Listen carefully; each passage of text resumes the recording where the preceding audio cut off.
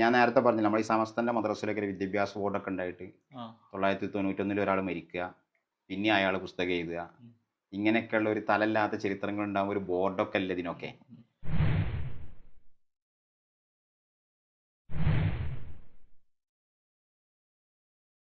തുഹഫത്തുൽ മുജാഹിദീനും സൈനുദ്ദീൻ മഖ്ദൂം എന്നുള്ള ഈ ഒരു സംഭവം കൊണ്ടുവന്ന് ഇവിടെ പ്രചാരത്തിലാക്കിയത് ഈ മൂസാൻകുട്ടി മൗലവിയുടെ ഈ പരിഭാഷ മുഖേന.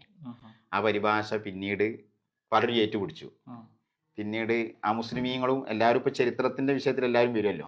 ഇതാ കേരളം 15-16 നൂറ്റാണ്ടുകളിൽ വേലായുധം പണിക്കശ്ശേരി ഇദ്ദേഹം പിന്നെ ഇത് മലയാളത്തിൽ ഈ ഒരു പേരിൽ ഈ സംഭവം എഴുതി.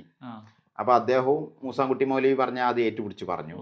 പിന്നെ അതിൻ്റെ ശേഷം ഇവിടെ ഇതാ ഈ സി ഹംസ സാഹിബ് അദ്ദേഹം തുഹഫത്തുൽ മുജാഹിദീൻ പരിഭാഷ എഴുതി. പിന്നെ നെല്ലിക്കുത്ത് മുഹമ്മദ് മുസ്ലിയാരുടെ പേരിലൊരു പരിഭാഷ വന്നു. ഇതിലെല്ലാം ഈ മൂസാൻകുട്ടി മൗലവി പറഞ്ഞ അനുസരിച്ചിട്ടാണ് ഇതൊക്കെ പോകുന്നത്. മൂസാൻകുട്ടി മൗലവി പറഞ്ഞു വെച്ച ഈ വിഷയം നമ്മൾ ചിന്തിക്കുമ്പോൾ ഇതിൽ പല അബദ്ധങ്ങളും വന്നു. അതെങ്ങനെയാണ്? എന്തൊക്കെ അബദ്ധങ്ങളാണ്? അബദ്ധങ്ങൾ എന്ന് പറഞ്ഞാൽ ഒക്കെ താളം തെറ്റുന്ന ഒരു ഘട്ടേനിയെ. അതുവരെയുള്ള പരമ്പരാഗത സ്വഭാവം എന്താ, ഇങ്ങനെ കിതാബ് ബഹുമാനപ്പെട്ടവർക്ക് ഇല്ലാന്ന്. ഇത് അവിടെ മുതൽ ഉണ്ടായി. അവിടെ മുതൽ ഇത് ഉണ്ടായപ്പോ മൊത്തത്തിൽ വൻ വലിവായി. ഇപ്പൊ സമസ്തന്റെ EK സമസ്ത, AP സമസ്ത, ദക്ഷിണ കേരള ജമിയത്തുൽ ഉലമ ഒക്കെ ചരിത്രം പഠിപ്പിക്കുമ്പോൾ ചെറുപ്പകാലത്ത് ഇവിടെ പഠിച്ചു. പിന്നെ കുറച്ച് കഴിഞ്ഞു പിന്നെ മക്കത്ത് പോയി 36 വർഷം പൊന്നാനിയിൽ ദർസ് നടത്തി. പിന്നെ ഹിജ്റ 991 വഫാത്തായി. ഇതിപ്പം മഖ്ദൂം രണ്ടാമൻ സമസ്ത EK വിഭാഗത്തിന്റെ ഇതിൽ ഇപ്പം ഞാൻ ഈ പറഞ്ഞ വിഷയങ്ങളൊക്കെ അതിലുണ്ടാവും. അതിലൊക്കെ പറഞ്ഞിട്ട് ഹിജ്റ 991 അത് ക്രിസ്താബ്ദം 1583 ചോമ്പാലിൽ വഫാത്തായി. ഇങ്ങനെ തന്നെ ഇത് ദക്ഷിണ കേരള ജമിയത്തുൽ ഉലമ ഇതിൻ്റെതും അങ്ങനെ തന്നെ. അതുപോലെ തന്നെ പിന്നെ AP സിലബസിലുള്ള ഗ്രന്ഥങ്ങൾ ഇങ്ങനെ എല്ലാത്തിലും ചുരുക്കി പറഞ്ഞാൽ എല്ലാവരും തുഹഫത്തുൽ മുജാഹിദീൻ അവരെ കൃതിയാണെന്നും ഇതൊക്കെ പറഞ്ഞു. ഇതിലൊക്കെ എഴുതപ്പെട്ടും ചെയ്തു. എന്താ രസം എന്നറിയോ? ഹിജ്റ 1030 ഇപ്പം ഈ ഗ്രന്ഥം പൂർത്തിയാകുന്നത് എന്നാണ് മൂസാൻകുട്ടി മൗലവി വിധിച്ചത്. എന്തായി? 991 മരിച്ച ആള് ഇപ്പോഴും ഗ്രന്ഥം പൂർത്തിയാ. അപ്പം എന്ത് ചെയ്തു പറയോ? മഖ്ദൂമിന്റെ വയസ്സ് ഇപ്പം ഇങ്ങോട്ട് നീട്ടിപ്പോ പലരും ചില ആളുകളൊക്കെ നീട്ടിപ്പിടിച്ചു. 91 വഫാത്താൻ പറ്റൂലല്ലോ, കാരണം ഗ്രന്ഥം ഇവിടെ 30 ഒരുപാട്. നമ്മൾ സാധാരണ വിലാദത്തിന്റെയും മൗത്തിന്റെ ഒക്കെ ഡേറ്റ് പറയുമ്പോൾ 2, 3, 4, 5 വർഷമൊക്കെ അങ്ങോട്ട് മാറും. ഇത് 42 കൊല്ലൊക്കെ മാറ്റം. ഇതാ മഖ്ദൂമും പൊന്നാനിയും. ഈ മഖ്ദൂം പൊന്നാനല്ലേ, മഖ്ദൂമിന്റെ മരണം ഹിജ്റ 1028 അങ്ങോട്ട് നീട്ടി. കാരണം എന്താ? തുഹഫത്തുൽ മുജാഹിദീൻ പൂർത്തിയാകുന്നത് ഇന്ന ഡേറ്റിനാണല്ലോ, 1028 1028 അവർ പറയുന്നത് 1030. അപ്പോൾ തുഹഫത്തുൽ മുജാഹിദീൻ പൂർത്തിയാണ് ഇങ്ങനെയാണല്ലോ. അപ്പോൾ 10-36 കൊല്ലം അങ്ങോട്ട് ഒറ്റ വരിയാണ് ആയുസ് പെരും നീട്ടിലാണ് നീട്ടിക്കുന്നത്. സമസ്തന്റെ ഒക്കെ പുസ്തകത്തിൽ അതാണ് പറഞ്ഞത്, ഒരു വിദ്യാഭ്യാസ ബോർഡുകൾ ഇവിടെ ഉണ്ട്. വിദ്യാഭ്യാസ ബോർഡ് എന്നൊക്കെ പറഞ്ഞ് ഒരു സമിതി ഒക്കെ ഉണ്ടാകുമ്പോൾ ഇതിലൊക്കെ കൊടുക്കുന്ന കാര്യങ്ങളെ കുറിച്ച് ധാരണ നല്ലൊരു ധാരണ ഒരാൾ മാത്രമല്ലല്ലോ, ഒരു ചിന്തിക്കണ്ടേ. അപ്പൊ ഹിജ്റ 1030 ഇത് രചന പൂർത്തിയായത്. തുഹഫത്തുൽ മുജാഹിദീൻ പറയുമ്പോൾ ഇവരൊക്കെ പറയാം ഹിജ്റ 991 ഇയാൾ മരണപ്പെട്ടിട്ടുണ്ടെന്നും പറയാം. എന്താണ് ഇപ്പൊ ഇതിന്റെ ചരിത്രത്തിന്റെ അവസ്ഥ? ഇത്ര മാറ്റം. മാത്രമല്ല 36 കൊല്ലം ദർസെടുത്തിന്ന അവിടെ പൊന്നാനിയിൽ. ഇപ്പൊ നോക്കും 66 കൊല്ലം ദർസെടുത്തണം. കാരണം 10-30 കൊല്ലം മാറിയില്ലേ. ഇങ്ങനെ ചരിത്രപരമായിട്ട് ഭയങ്കരം സുനാമികളാ അങ്ങോട്ടും ഇങ്ങോട്ടും നടക്കുന്നത്. ചുരുക്കി പറയുകയാണെങ്കിൽ തുഹഫത്തുൽ മുജാഹിദീൻ എന്ന കിതാബ് മഖ്ദൂം സഗീറിൻ്റെതാണ് എന്നതിന് പൂർവ്വകാലം മുതൽ അങ്ങനെ പരമ്പരാഗതമായിട്ടുള്ള കേട്ടുകേൾവി ആ വിഷയത്തിൽ ഇല്ല എന്നതാണ് യഥാർത്ഥം. അത് നിലവിലുള്ള ഫതുഹുൽ ഒക്കെ മുഖദ്ദിമയിൽ തർജുമത്തുൽ മുഅല്ലിഫ് മഖ്ദൂം കുടുംബക്കാർ തന്നെ എഴുതിയ മഖ്ദൂമിൻ്റെ കുറിപ്പുകളും അവരെ പണ്ഡിതന്മാരെന്നുള്ള വാമൊഴികളും മറ്റ് കിതാബുകളൊക്കെ നോക്കിയിട്ട് എഴുതിയ രേഖ നോക്കി അവരൊന്ന് എഴുതി വെച്ച ഒരു ചരിത്രക്കുറിപ്പിലും തുഹഫത്തുൽ മുജാഹിദ് എന്ന് പറഞ്ഞ കിതാബ് അവർക്ക് ഇല്ല എന്നുള്ളതാണ് കാണാം. അപ്പം അങ്ങനെ ഒരു ചർച്ച മുമ്പിലില്ല. ഇത് സമീപകാലം എന്ന് പറഞ്ഞാൽ ഒരു നൂറ്റാണ്ടിൽ അടുത്തായി പിന്നെ മൂസാൻകുട്ടി മൗലവിയുടെ തുഹഫത്തുൽ മുജാഹിദിന്റെ പരിഭാഷയോട് കൂടിയാണ് അതിൽ എഴുതപ്പെട്ട ഒരു വാക്ക് ഇത് മഖ്ദൂമിൻ്റെതാണ് എന്ന് അദ്ദേഹം എഴുതി വെച്ച അബദ്ധത്തോടു കൂടിയാണ് ഇത് കടന്നു വന്നത്. അതിൻ്റെ മുന്നേ ഇങ്ങനത്തെ ഒരു സംഭവമല്ല. അപ്പോൾ ഒരു കൃതി ഇന്നാളുടേതാന്ന് പറയുമ്പോൾ യഥാർത്ഥ എവിഡൻസ് രേഖ കൊണ്ടല്ല അവരുടെ കടമയാണ്. ഇന്നിപ്പോൾ പലരും ചോദിക്കും അത് മഖ്ദൂമിൻ്റെ അതല്ലെങ്കിൽ പിന്നെ ആരുതാന്ന്. മഖ്ദൂമിൻ്റെത് ആണ് എന്ന് പറയുന്ന ആളുകളാണ് ശരിക്കും തെളിവ് കൊണ്ടുവരുന്നത്. അവരോട് ചോദിക്കേണ്ടതുണ്ട്. അത് ചോദിക്കുന്നതിന് പകരം ഇങ്ങനെ ചോദിക്കുകയാണ്.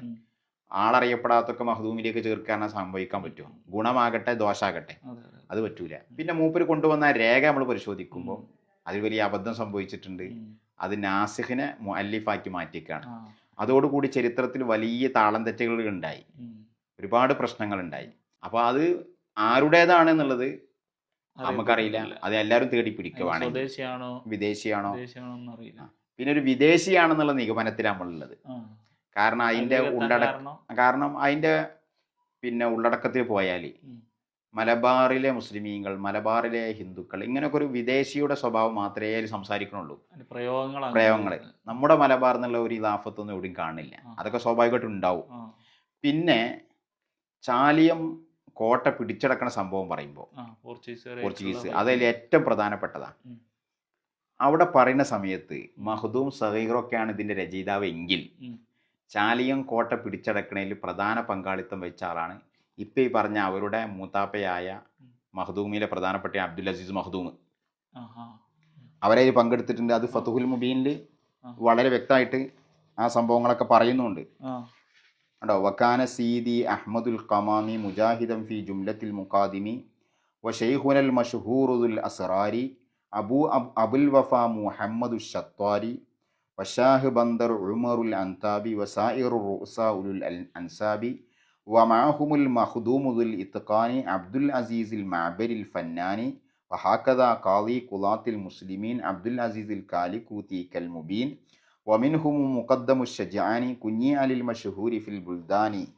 ഇങ്ങനെ ചാലിയം കോട്ട പോർച്ചുഗീസുകാരാ കോട്ട നശിപ്പിക്കുന്നതിലും പിടിച്ചടക്കുന്നതിലും ഇടപെട്ട ആളുകളാണ് അവരൊക്കെ. മഖ്ദൂം സഗീറാണ് ഈ തുഹ്ഫത്തുൽ മുജാഹിദീൻ്റെ രചയിതാവെങ്കിൽ സ്വാഭാവികമായിട്ട് പറയല്ലോ നമ്മുടെ അമ്മൊക്കെ അതിൽ പങ്കെടുത്തിരുന്നു പറയാതിരിക്കൂല, പറഞ്ഞേ പോവും. അതേ സമയത്ത് വേറെ കുറേ ആളുകളെ പേരൊക്കെ അതിൽ പറയുന്നുണ്ട്. പലയിടത്തുനിന്നും വന്നേ പല സംഭവത്തിൽ ഇടപെട്ട ആളുകളൊക്കെ പറയുന്നുണ്ട്. ഇവരെ കുറിച്ചൊന്നും യാതൊരു പരാമർശവും അതിലില്ല. ഈ വിഷയത്തിൽ ഉസ്താദ് വേറെ ചരിത്രകാരന്മാരോ മറ്റു പണ്ഡിതന്മാരോ ഒക്കെ കണ്ടുമുട്ടിയിട്ട് ഈ വിഷയം ചർച്ച ചെയ്തിട്ടുണ്ടോ? നേരിട്ട് ചർച്ച ചെയ്തിട്ടുണ്ട്. ഇപ്പോൾ ആ ചർച്ചയിൽ തന്നെ നജീം മൗലവി പറയണ്ടല്ലോ, നമ്മൾ അവരുടെ അടുത്ത് പോയിരുന്നു. അങ്ങനെ പലയിടത്തും പോയിട്ടുണ്ട്. അതൊക്കെ ഒരു നല്ല സമീപനം തന്നെ എല്ലാവരും പുലർത്തിയതൊക്കെ. പിന്നെ ഞാൻ നേരത്തെ പറഞ്ഞില്ല, നമ്മൾ ഈ സമസ്തൻ്റെ മദ്രസയിലൊക്കെ വിദ്യാഭ്യാസ ബോർഡൊക്കെ ഉണ്ടായിട്ട് 1991 ഒരാൾ മരിക്കുക, പിന്നെ അയാൾ പുസ്തകം എഴുതുക, ഇങ്ങനെയൊക്കെയുള്ള ഒരു തലല്ലാത്ത ചരിത്രങ്ങൾ ഉണ്ടാകും. ഒരു ബോർഡൊക്കെ അല്ല ഇതിനൊക്കെ. അപ്പോൾ ഇത് ശ്രദ്ധിക്കേണ്ടതുണ്ടല്ലോ. അപ്പോൾ അതിൻ്റെ അംഗങ്ങളായിട്ട് ബന്ധപ്പെട്ട ആളുകൾ സംസാരിച്ചിരുന്നു. അങ്ങനെ പറയാൻ പറ്റിയ ആളോടൊക്കെ നമ്മൾ സംസാരിച്ചിട്ടുണ്ട്. അപ്പോൾ അതിൻ്റെ ഭാഗമായിട്ട് തന്നെ ഇപ്പോൾ നജീം മൗലവി ഒക്കെ ഇത് ചർച്ചക്കിട്ടത്. ചർച്ച വരട്ടെ എന്നാണ് അദ്ദേഹം പറഞ്ഞത്. എന്നിട്ട് ആളുകളെ കാര്യം മനസ്സിലാക്കട്ടെ. അങ്ങനെ തന്നെയാണല്ലോ വേണ്ടതും. അതേപോലെ തന്നെ അന്ന് PKP അബ്ദുസ്സലാം മുസ്ലിയാർ EK സമസ്തൻ്റെ അന്നത്തെ വിദ്യാഭ്യാസ ബോർഡിൻ്റെ പ്രധാന ആളായിരുന്നു. പിന്നെ ബഹുമാനപ്പെട്ടവർ ഈ വിഷയം സംസാരിച്ചിരുന്നു. എന്നോട് വരാൻ പറഞ്ഞു. അങ്ങനെ ഞാൻ വീട്ടിലേക്ക് പോയി കാര്യങ്ങളൊക്കെ സംസാരിച്ച് ഇതൊന്ന് ശ്രദ്ധിക്കേണ്ടതുണ്ട് എന്നൊക്കെ പറഞ്ഞിരുന്നു. പിന്നെ രോഗമായി, പിന്നെ അവർ മരണപ്പെട്ടു. പിന്നെ കോടമ്പോയ ബാബു മുസ്ലിയാർ അന്ന് മൂപ്പരാണ്. ഇപ്പം ആരാന്ന് നമുക്കറിയില്ല. അന്ന് മൂപ്പരെ കൈകാര്യം ചെയ്യുമ്പം നമ്മളെ വിളിച്ചിരുന്നു. അങ്ങനെ കോടമ്പുഴ പോയി അവിടെ സ്ഥാപനത്തിൻ്റെ പള്ളീൻ്റെ ഉള്ളിൽ നിന്ന് തന്നെ ബാബു മുസ്ലിയാരോട്ട് ഇരുന്ന ആ കാര്യങ്ങളൊക്കെ ചർച്ച ചെയ്ത്. അപ്പം അദ്ദേഹം അത് ഉൾക്കൊണ്ടു. അത് ചർച്ച നടന്നതിന് ശേഷം പിന്നീട് അവരെ മദ്രസ പാഠപുസ്തകത്തിൽ നമ്മൾ നോക്കിയാൽ ചിലതിനൊന്നും പിന്നെ തുഹ്ഫത്തുൽ മുജാഹിദീൻ മഖ്ദൂമിൻ്റെ കൃതിയായിട്ട് കൊടുത്തിട്ടില്ല. അത് നമ്മളെ സംസാരം കൊണ്ടാണെന്ന് നമ്മൾ പറയണില്ല. പക്ഷെ അതിന് മുമ്പ് ചർച്ച ചെയ്തിട്ടുണ്ട്. ആവാം. പിന്നെ അതിന് മുന്നുണ്ടായിരുന്നു, പിന്നെ അത് കണ്ടിട്ടില്ല. അപ്പം ഇതാണ് ഈ കൃതിയുടെ ഒരു സ്വഭാവം ഉള്ളത്. ഇപ്പം എന്താന്ന് ചോദിച്ചാൽ ഇതിൽ പല ആളുകൾക്കും പല ലക്ഷ്യങ്ങളും ഉണ്ടാവും. ഇങ്ങനെ മഖ്ദൂമിലേക്കൊന്ന് ചേർത്ത് എന്നിട്ട് നേരത്തെ പറഞ്ഞതുപോലെ, നേരത്തെ ഞാൻ ഒന്ന് വായിച്ചല്ലോ, പിന്നെ തുഹ്ഫത്തുൽ മുജാഹിദീൻ വായനയും എന്നൊക്കെ പറഞ്ഞിട്ട് ഷിയാക്കളൊക്കെ ആയിട്ട് ബന്ധമുണ്ട്, ഇതാണ് നമ്മൾ മാതൃകയാക്കേണ്ടതെന്ന് പുതുതായി ആളുകൾ എഴുതുക. ഇത് C ഹംസ സാഹിബിന്റെ, അതെ അതെ അതെ, തുഹ്ഫത്തുൽ മുജാഹിദീൻ C ഹംസ സാഹിബ് എഴുതിയതാണ്. അദ്ദേഹം എഴുതിയിട്ട് അദ്ദേഹത്തിന്റെ അടിക്കുറിപ്പോടെ കൊടുത്തു. അതെ, അഹ്ലുസുന്നത്തിലെ അറിയപ്പെട്ട പണ്ഡിതനായ ഷെയ്ഖ് സൈനുദ്ദീൻ ഒരു പ്രസിദ്ധ ഷിയ രാജാവായ അലി ആദിൽ ഷയെ വാനോളം പുകഴ്ത്തുന്നതും തൻ്റെ ഗ്രന്ഥം അദ്ദേഹത്തിന് സാദരം സമർപ്പിക്കുന്നതും കൗതുകകരവും എക്കാലത്തെയും എല്ലാ വിഭാഗത്തിലെയും പണ്ഡിതർ അനുകരിക്കേണ്ട സഹിഷ്ണുതയുടെ മഹനീയ മാതൃകയുമാണ്. ഇങ്ങനെ ഓരോരുത്തർ ഇത് വെച്ചിട്ട് ഓരോന്ന് പുതിയത് ഉണ്ടാക്കിക്കൊണ്ടിരിക്കുകയാണ്. ആൾക്ക് സമർപ്പിക്കുന്നതിലൂടെ സുന്നത്തി ജമാഅത്തിന്റെ ഒരു ആദർശധാര ഉണ്ടല്ലോ, ഒരു കാർക്കശില്ലാത്ത ആളായിരുന്നു മഖ്ദൂം. അങ്ങനെയൊക്കെ ഒരു അയഞ്ഞ പയഞ്ഞ അവസ്ഥ ഉണ്ടാക്കിയെടുക്കാൻ വേണ്ടി ഇതിനെ ശ്രമിക്കുകയാണ്. എല്ലാവരും അത് പിന്തുടരണം. അവിടെ എത്തിപ്പോ കാര്യങ്ങൾ ഒരു വ്യാജം നിർമ്മിച്ചു, അതിന്റെ പിന്നിൽ മറ്റു പലതും നിർമ്മിക്കണ അവസ്ഥ ഉണ്ടായി. അതേപോലെ തന്നെ പിന്നെ നമ്മൾ സെയ്ഫുൽ ബത്താർ മമ്പുറം തങ്ങളെ കിതാബ് പറഞ്ഞ് വരുന്നത് അത് ഇതേ രൂപത്തിലാണ്. ഇൻഷാ അല്ലാഹ് അത് നമുക്ക് വഴിയെ സംസാരിക്കാം.